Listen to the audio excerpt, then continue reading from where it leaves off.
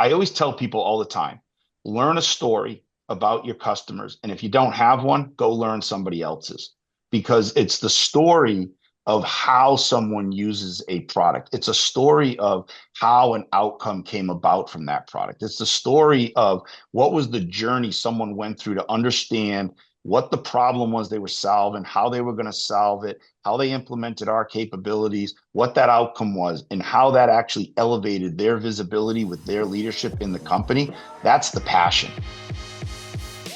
Welcome to the Revenue Builders Podcast, a weekly show featuring B2B sales leaders and executives.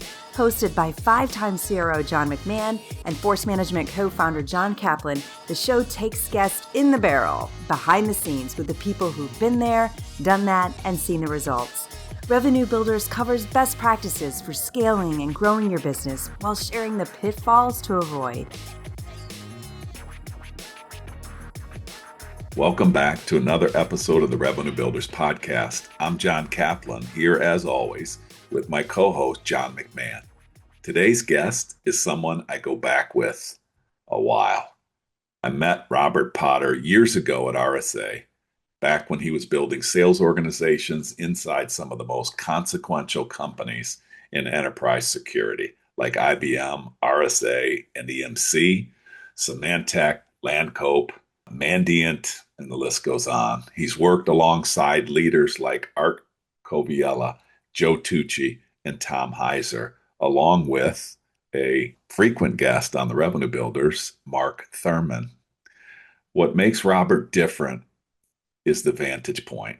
He sold as an individual contributor, led as a sales executive, sat on the buying side as a CISO customer, bet on companies as a venture investor, and now he's in the CEO chair at Oomnitza, running the platform play at the intersection of IT asset management and AI. We talk about what great selling has actually looked like across 30 years of watching it up close. What changes and what doesn't when you go from revenue leader to CEO, and where he thinks AI is taking IT management or IT asset management and enterprise sales. This is Robert Potter, CEO of Oomnitza. So Rob, great to see you after all these years. I have some fond memories of you at RSA, and it's really, really good to see you again, buddy.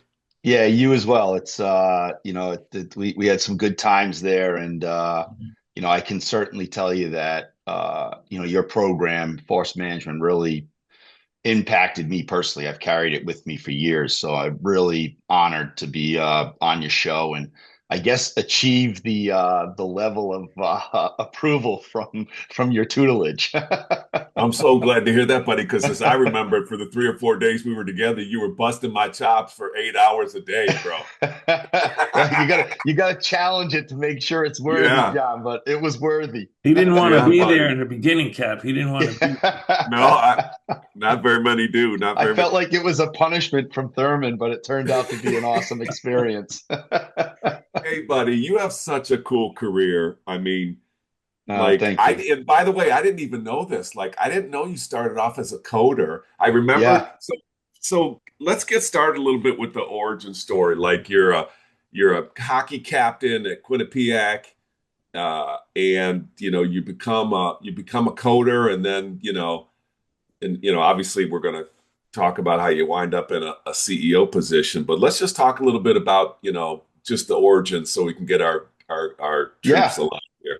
Well, the funny thing is I went to school to be a veterinarian, and after one probably semester of that, I was like, yeah, this is not what I want to do. And I had a great mentor and guidance counselor who since passed away, Bruce Saulnier at Quinnipiac. And, he really did a great job of really helping me understand what I enjoyed and what I was good at. And it was like really the first time I had exposure to the idea of having a mentor, someone in your life that actually gives you some perspective outside of your own visibility. And he was right. I really enjoyed math. I really enjoyed computers. I've not mastered the English language very well, so it was a limiting set of areas. And as much as I enjoyed my career at Quinnipiac, the NHL was probably not my prospect. So I had a great opportunity along the way. Again, the whole mentoring theme. I met a guy, Mark Morin, who was a significant executive at IBM, and through that relationship, had an opportunity to go work for IBM as an engineer, and fantastic company to start your career off. And the way that they educate you, the way that they invest in you as an individual is just can't say enough about that corporation. I think even today, fantastic organization for anyone to begin their career in. And I was there for a number of years. I worked on operating system development, and I had a unique opportunity at one point in my career to be pulled into a customer engagement with back then the Blue Cross Blue Shield company, and I just couldn't, John, I couldn't get enough of being around a customer and seeing how a customer was using the technology that I was helping write.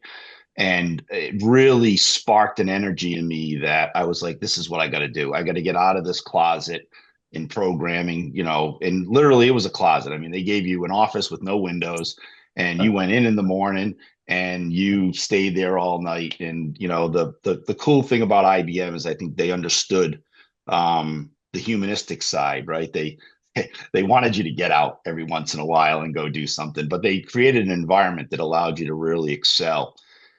And when I got out and I experienced this customer thing, I immediately was like, I got to go do this. And I got into a role as a technical consultant at IBM, which nowadays is the SE role.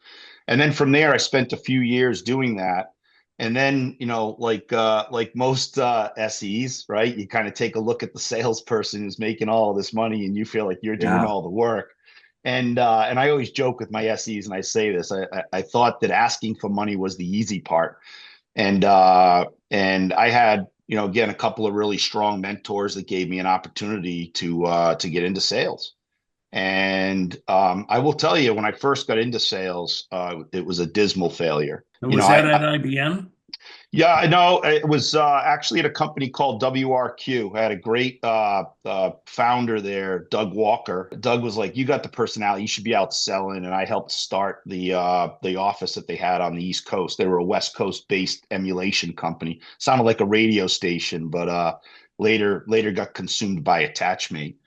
And it was a really I was really fortunate that I had people around me that saw where I was failing and jumped in to help. And that's, for me, I think that that was probably the most critical point in my career where I had a couple of individuals step up and say, "Hey, you got to stop trying to be the smartest person in the room, and you got to make sure that the customer understands you're part of a team that can deliver." And that changed my career. Talk Yeah. a little bit more about that, because you're not the first person to have an incredible sales career that started off on the technical side. Yeah. And, and then you just made that comment about, being careful not to be the smartest person in the room. Talk about the advantages of being on the higher end of the smarter category in the room, Yeah. Well, and the I think there'll be some people that disadvantages. argue with that, but yeah. and Yeah. and the Look, disadvantages a little bit, and how that shows up in a sales call.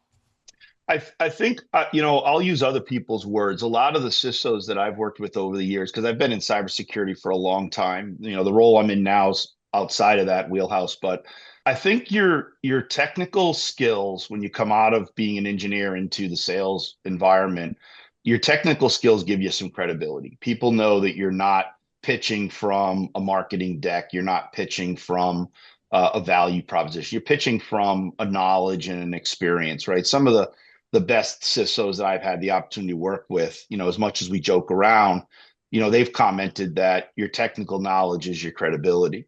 I think, though, when you become the sole source of all of the answers to a customer, my experience has been that it creates a gap. It doesn't expose your company's strength in the depth. It doesn't expose your company's strength in terms of where are the additional resources that are going to support successful implementations. And I think fundamentally, it really exposes you as an individual that doesn't know how to work on a team. And at the end of the day, I don't care which company I've ever worked for. Our most successful customers, they they have had tremendous success with us because we put a team forward to make them successful.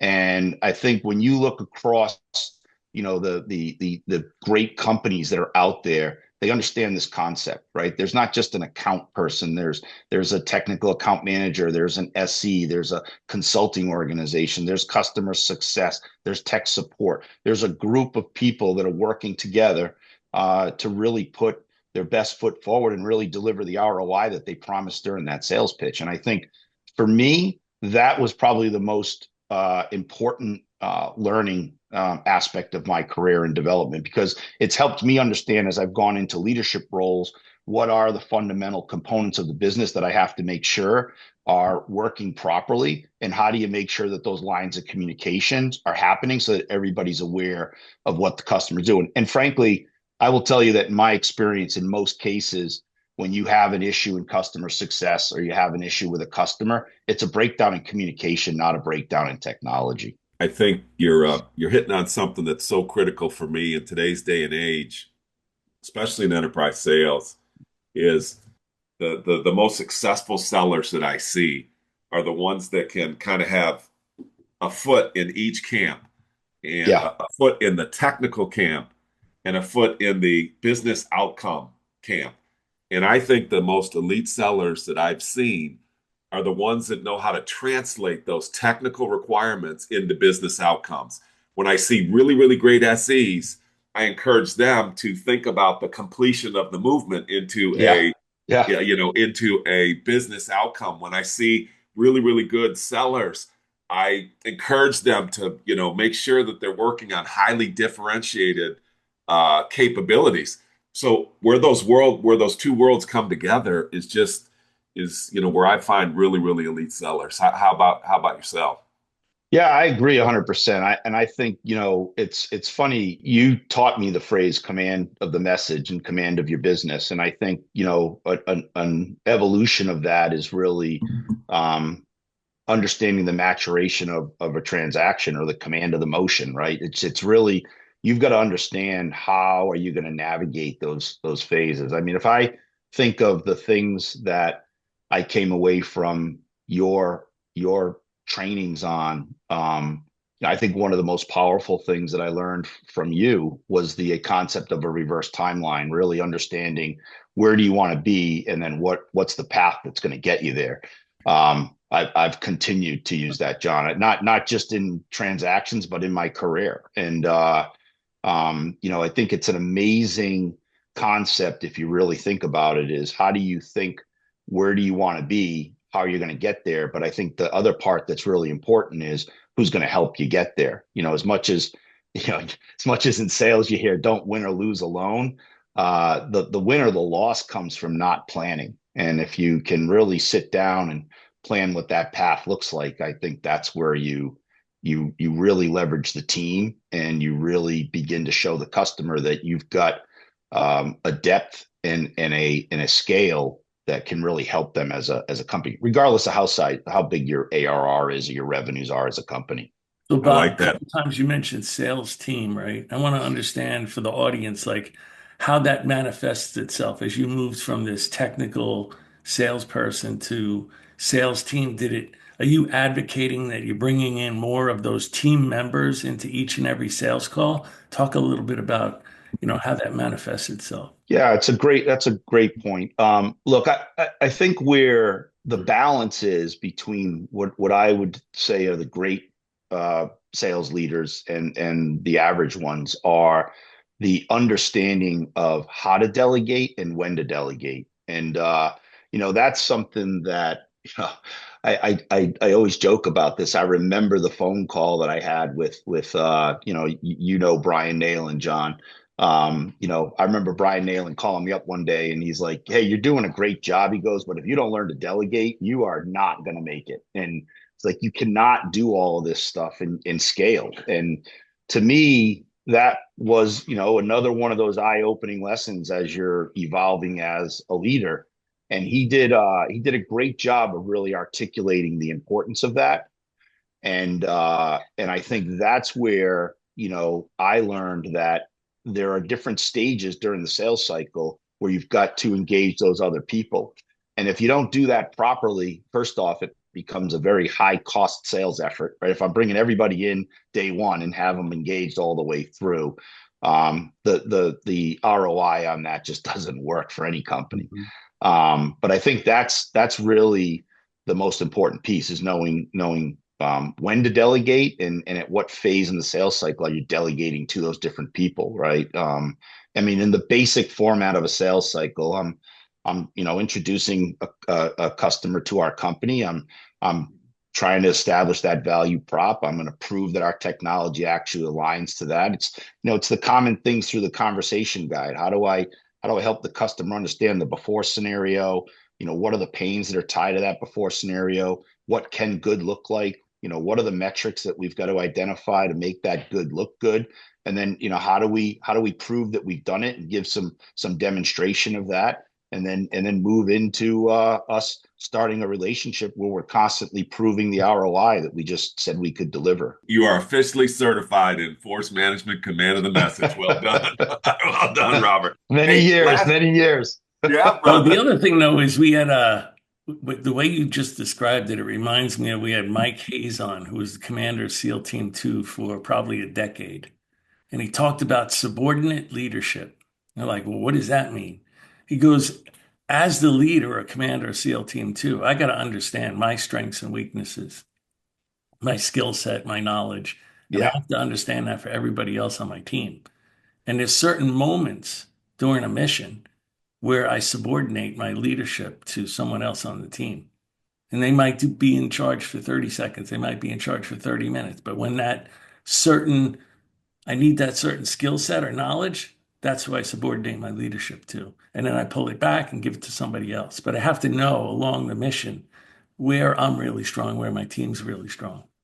Yeah, I think that's a great way to articulate it. But I think the great leaders that I've had the opportunity to work for, the one commonality I've seen in them is they have the courage to recognize that there might be people that they've brought on their team purposefully that know that one area better than them, and they Right. will ask, what are your thoughts here? What's your opinion here? And I think that's the moment that you recognize that a leader has, the confidence and the self-awareness and to recognize that they've got to leverage their entire team. And to me, those are the best leaders I've worked for. So let's talk about that. You worked for some great leaders like Art Coviello, Mark Thurman at RSA. You worked for Joe Tucci, known as one of the best leaders as CEO of EMC. You worked with Tom Heiser, who was RSA president. Yeah. Did any of those leaders have something in common, or do you look at each of them where they had a different great leadership strength? And can you talk a little bit about that? Yeah, so tremendous respect for Art Coviello. He's a actually good friend, and we're both at Sim Ventures together. He pulled me in there. Owe a lot of the success of my career to the mentoring he's provided. But that being said, while he and Brian Nalen and Jim Bandanza really gave me my opportunity to get into leadership at RSA, and it was the first time I had the opportunity to really run some significant revenue. I would say Mark Thurman's the person that really taught me how to run a business, really understand, what are the metrics, really understand the importance of those metrics. But while at the same time, not to lose visibility of the fact that you fundamentally still are selling and you fundamentally are still understanding the value of your product. But if you don't truly understand what are the metrics, how do you read them? Where are the indicators of health? Where are the indicators of pause? Where do you have to really think about the business from a perspective of what are going to be the key metrics? And with him, I'll be very candid. The one thing I learned was of all of your metrics, growth. If you can't understand the percentage of growth quarter over quarter and year over year, it doesn't matter how much revenue you're delivering. If you're growing the business, you're doing things right. and accelerating that growth is probably the most important thing. So there's a lot of metrics that are important in the business, but the ones that Thurman taught me are critical. And I think, to your question, they all had that commonality. They all knew how to run the business. They all knew the key metrics in each aspect of the business that they had to be looking at. Mhm. I think, Art, I didn't have a lot of experience with Joe Tucci, but a few times. And I would say that every one of them knew exactly the 4 to 5 questions to ask you when they first met you as a leader, and could measure, pretty much how you were doing in that part of the business based on your answers. And that's something that has tremendously helped me throughout my career as a CRO, a COO, and now a CEO. Was really, every once in a while I go back to kind of that dashboard that I built from listening to Thurman, and just looking at, how do I make sure that I'm looking at the right things and understanding the right things to run the business properly? What about the You people have side a of the business? What did you learn from the leaders on the people side of the business? Look, You I can always think, look at metrics, but we're dealing with people, right? To grow the business, yeah, listen, you need to culture's motivate critical. people, grow people, Yeah, develop yeah, people, recruit culture's people. critical. I think the number one thing that I learned from the leaders that I've had exposure to is that, look, honesty is the most important thing.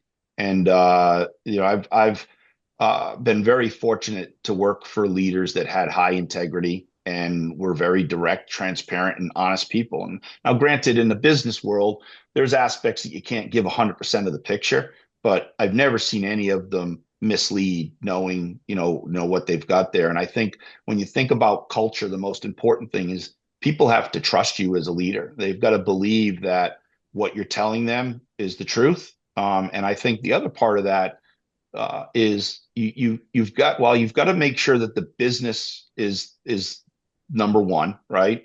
Well, customers are number one, the business is number two, and your employees are number three, right? Because the employees support the business that supports the customer. Um, I think you've got to understand the difference between making business decisions for the business and having empathy for your employees, right? And there's a fine line there. I think, organizations that look at people as statistics and as a name on a list in a company, and I've seen it. I've seen organizations where, when we get in times of layoffs, or we get in times of contraction in terms of investment, um, there's a lack of empathy to understand that these are the people that the company's foundation are built upon. And I think if you combine the ability to understand how you leverage empathy in your leadership model, and you leverage that and combine it with transparency and honesty, I think those are the uh, two core characteristics I see in the great leaders that I've worked for. I see a common theme in the people that Johnny listed there from a leadership perspective. I feel like one of the things that they do so well and great leaders do so well is they're honest, authentic, and realistic about the journey that it's going to take to get somewhere. So I think the best leaders I've ever seen are the ones that tell you where you're going. And then Yeah. they make the journey exciting enough or worthwhile enough, but they definitely talk about something in the future and then paint a picture of what that journey is going to be like. And I find that that's the difference between really, you know, good leadership and bad leadership. Because when people can't see themselves in the future, or they see the future and it's like no big deal, or it's too much effort for the reward. Give me your thoughts on that. How do you, as a leader, constantly people, they call it, some people call it keeping an eye on the prize. With your athletic background, you probably, that probably means something to you. You know, John, one of the things that when I was playing hockey, I had coaches that came up with some really cool concepts, and one concept was this idea that we played a series of Stanley Cups. I think I told you this when we were in class at one time. So our coach never measured more than beyond 7 games, and if we could win the cup in every 7 games, we were going to have a pretty successful season. And, I think in the business world, you've got to be careful that if you put the the reverse timeline too far out, you can't build to it because there's too many things that happen dynamically that you control and don't control, in the business world. So I think, the answer to your question is that the first thing you have to do is you've got to set milestones that are ambitious, but you can clearly help people understand how exactly they're going to get there. And I think one of the places, you talk about revenue building. One of the areas that early on in my career, I think I did a pretty good job of was I would sit reps down and I would make sure they believed they could hit the number we were giving them for a quota. And I would build it out. I'd say, you're going to need this many transactions at this, band, right? You need this many at 150. You need this many at 500. You need this many at a million. And then start to build out, like, where are they going to come from? Who are the accounts in your territory that can fall in this band? Who are the accounts that are, and as soon as you started to map that out for them, they started to buy into, yeah, I can go get those. Yeah, I've already talked with them. And they start to build that belief and that momentum. That's no different when you're managing the entire company. Like, you've got to have an ability to let marketing see where they can achieve their success, engineering see where they can achieve their success, tech support, customer success, consulting, the finance organization, legal. And I think as each one of them has that opportunity to start to see where that is, it's your job as a leader to then show them where those dots connect and how engineering success and product success is going to be tied into marketing success to generate leads and sales success to convert those, right? And I think that's the part where, I've had the opportunity to work for some people that really demonstrated what that path looks like and what those connections look like. I love the point that you're making because, a lot of leaders will tell me, though, man, I can't get people passionate enough. There's a lack of passion. And I've always found for me that passion only comes from belief. Yeah. And belief only comes from evidence. And so, like what you just kind of, it's like, hey, I want to get you to climb Mount Everest, but if I don't teach you how to get to base camp 1 or base camp 2, your Yeah. lungs are going to explode. That's You're going to right. die on the way up. And Yeah. so I like the way that you articulated that is that, you can talk about a grand vision, but, if you can't help people, visualize how you're going to get up that mountain and what are how we're going to measure the base camps or what have you. And then, your job as a leader is to help people believe. I've heard people say, well, that person doesn't believe. So, I think, well, it's your job as a leader to help them believe. Yeah. Totally agree That's with what that. And that's I, what you I do. think our Coviello used to tell me all the time, your best asset is your passion. Sometimes it might be my worst asset. I don't know, but it's I think if you're someone who believes in the company, when I look back at, you mentioned Joe Tucci, Art Coviello, Mike Brown, some of the great CEOs that I've worked for, Ed Potts. I mean, Mike Potts, there's so many people that when I look back at them, the way they could get up and talk about the company, the direction of the company, and the value the company brings to the customers, it was genuine. It was a genuine passion. And, to me, that's contagious in an organization. If you can see it in the leader, it's easy to have that spread down through the organization. And I think, you know this better than anyone, there's nothing like a person who is representing your company that is passionate and believes in the value they bring to the customer they're selling to. That's the most powerful revenue builder there is out there. I What you love that. guys are talking about really is the difference between what I always think is transactional leadership and transformative leadership. Yeah, yeah, So I've been part of a company where it was transactional leadership. Like, you're going to make the number or we're going to put a bullet in you. And they didn't do anything to develop you. Zero. yeah, Just all threats. yeah, yeah. Or you So could be part of transformative formative leadership where they are trying to develop you. You are learning. You are growing. And because of that, you're starting to win. And when you're starting to win, you develop pride. And now you're proud to be part of the company, proud of the people you work for, proud of the leaders, proud of the company. And that's a culture that people want to be part of. Yeah. They don't want to be part of, you're just a freaking hired gun. And if you don't make it, that's too bad because you're not growing, you're not Yeah. developing. And no one Yeah. wants to be part of that. And they will stay part of it until something happens at the company level where they miss the number. And then all of a sudden, here come all those people just running off that ship quick. And you see it every day today, every day.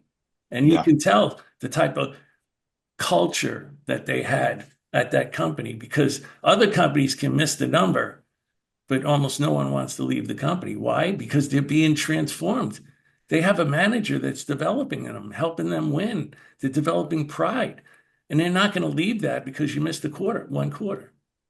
I think you're definitely nailing it. And I'll tell you that my advice has always been to people that, I remember I was sitting with a rep.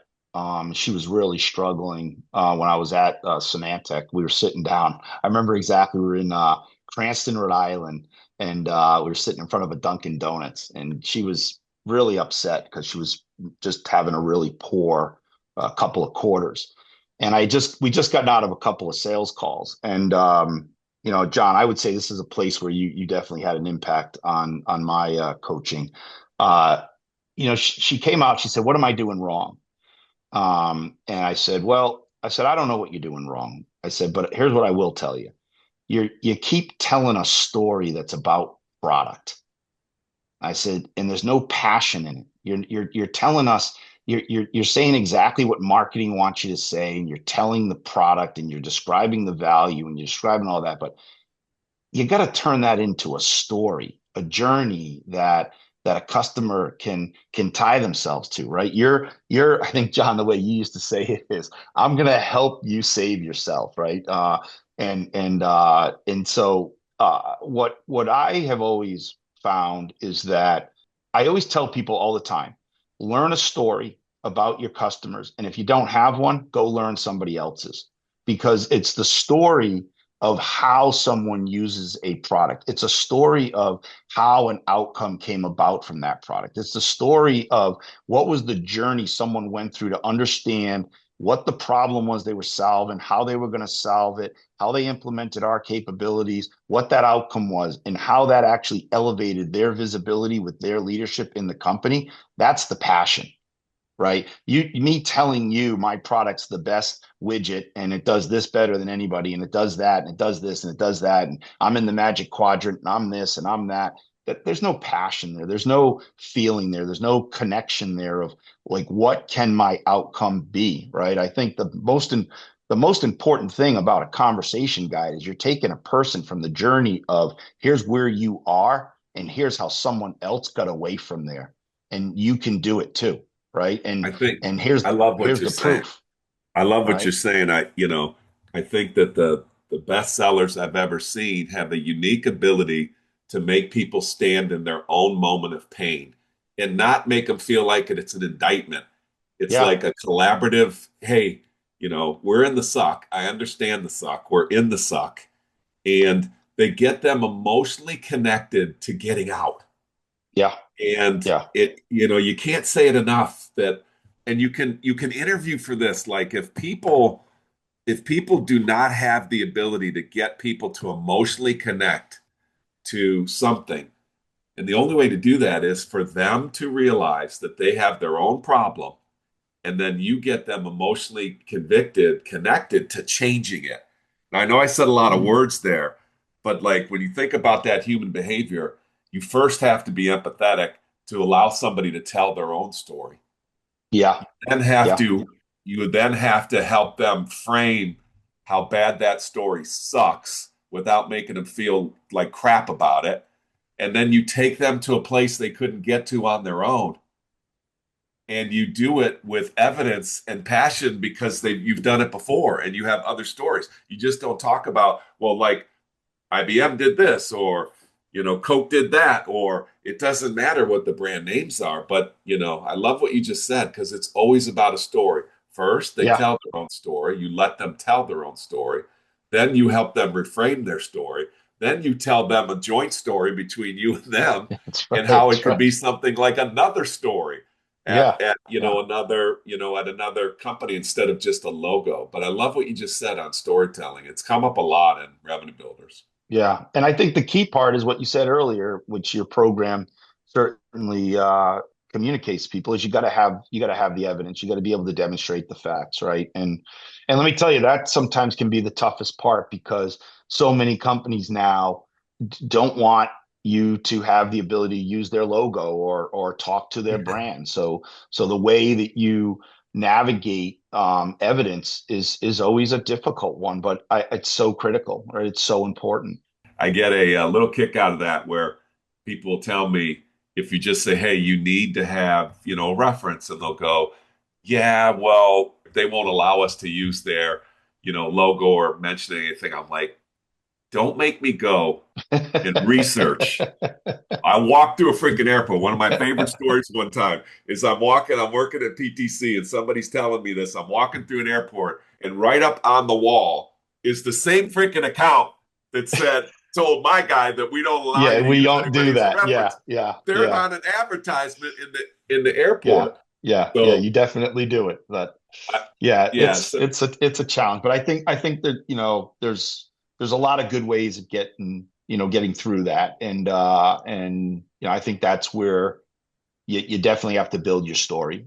Bob, let's yeah, switch buddy. gears, talk a little bit about AI. What do you think is going on there with respect to the sales process, your salespeople, your customers? Can you talk about it from Ugh. those three different angles? Or let's pick one of those and then we can go into the other two. But from like the rep angle, the sales process angle, the customer, Yeah, you know, yeah. I don't know if it's a blessing or a curse that I've had the opportunity to go through so many new technology eras, right? it's a Um, blessing, Bob. It's a I don't know. You went from the mainframe to the desktops, from the token ring to the connected network to distributed data to consolidated data to cloud to like now, now we've I got got this. desktops. Yeah. Yeah, exactly. Desktops. Yeah, how could I forget that? The Commodore 64. Yeah, look, I maybe just I was dated thinking a little myself. higher Yeah. end, like Silicon Graphics or Yeah, Sun exactly. Microsystems. Yeah. Um, I think so many people are still just even learning about what the capabilities are of this AI frontier. Certainly, as a CEO, you take a lot of input from investors and board members as to what's our investment there, how are we doing it. But you also, and I think now we're seeing in the marketplace, you have to have a level of responsibility to understand that there are some considerations when thinking about that investment in AI. And I think the most important thing for me has been to really be open to the fact that how we use AI and its impact and how aggressive we want to be is very different based on the component and the line of business in the company. Marketing's using it differently than sales, which is using it differently than SEs, which is using it differently than product management, which is using it differently than engineering, right? It's definitely an aspect out there that every one of those roles has a different risk and a different benefit of outcome there. And I think first thing you have to do is recognize that. I think the second thing that we've done well as a company is you have to build guidelines. It's in our company. I think it's well known that the idea of using the AI platforms is great for advisement, coaching. But we joked earlier, right? The prompt is where the intelligence is. How do I ask the right questions? How do I put it through?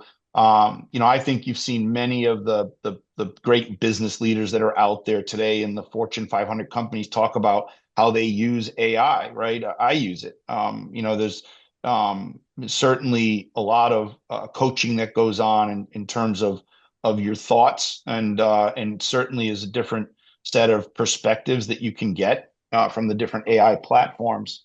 I do think, though, when you separate the idea of are you using AI to enable versus are you using AI to build? Those are two very different ones. I'll give you an example. We use a company called Revit. You may remember Hussein John. He was one of our leaders in the past. Certainly took your classes. He's the CEO and founder at Revit. They do some really cool stuff with the way they help you leverage AI to look at your pipeline in Salesforce and really determine based on facts whether or not prospects have a high chance of moving forward with your technology or a low chance. I think in situations like that, you're accelerating the ability to look at data and make faster decisions. That's what I would say when I refer to, influencing, augmenting outcome. At the same time, we're looking at ways that we take AI into our engineering organization and accelerate the way we're thinking about or building components off of our platform. And you have to be very careful with how you do that. Certainly, there's a lot of sensitivities around what information goes into the learning engines and what information stays out of it. And that's a very delicate navigation in contracts right now, and it should be, by the way. But I think, look, it's certainly not going away, right? It's certainly, I think, still formulating its boundaries and what its value is. Here's the one concern that I have. It reminds me a lot of the build it your own mentality, right? I'm going to build it myself mentality, because what's happening is we are seeing organizations that have shifted, even at Oomnitza, our mindset has been shifted that we have an unbelievably strong data model for managing assets. But the UI is now changing so dramatically to using Slack or using homegrown AI agents that will perform tasks. And what I think organizations will be challenged with is that when you start to build your own engineering aspects, you also have to build the way that you're going to maintain those, the way that you're going to version those, the way that you're going to iterate upon those. You have to think about, that 3 o'clock in the morning phone call when the system crashes and someone needs data out of that. Like, those are areas of cost that I think are not necessarily being built into the concept of we can build it ourselves. And it's kind of to me, it's kind of interesting. We're almost going through that whole educational cycle that we went through like 20 years ago, when companies were like, yeah, I don't need to go buy this software platform. I can go build my own mail. I can go build my own documentation. I can go build my own procurement system. I can go and we learned that process. And then you kind of saw the same thing in cloud. There were a lot of people that made investments that said, we'll go build our own data warehouse, our own storage area. And then all of a sudden they were like, okay, yeah, that's too costly. Let's hand this over to Google, Amazon, IBM, Microsoft. And I think now we're seeing the excitement of being able to build something somewhat taking over the responsibility of what is the long-term cost of this going to be. And I think you're already seeing some companies pull back. They're saying, yep, we can build aspects of this, but fundamentally, we want to make sure that the foundation of what we're doing with AI is residing in a company that's their focus and that's their sweet spot. And certainly for us, the value that we are seeing right now is all of the proprietary development we've put into really building the hygiene around the data we collect across an entire asset life cycle, and then exposing that through MCP and really allowing organizations to use the data. And I think for us, the more that we can continue to convince people that we collect and aggregate that data, normalize it, and reconcile it better than anyone else, I think AI will be a thriving part of where we go. I wanted What's to ask you a interesting is with question. your security background, the one area that you didn't talk about, and when you home grow it, is you have to also secure the damn thing.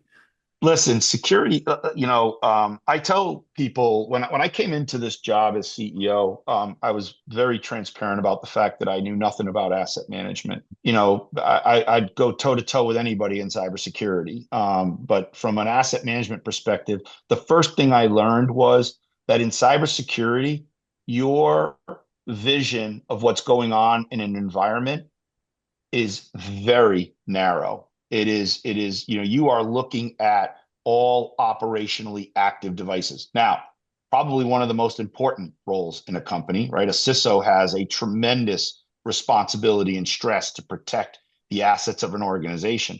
That being said, a CIO's responsibility is just as important because when you think about the financial aspects of the business, they are responsible for how they forecast, how they acquire, who they acquire from, how they watch how those systems are in transit and the supply chain into the environment, how they manage the storage and the release and the provisioning of those devices.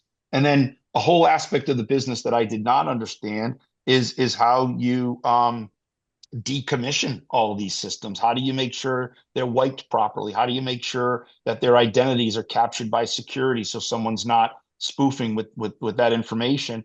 And then the last part that I had no exposure to was this whole concept of final depreciation, the amount of money organizations lose because they can't reclaim the device and actually take it off their books.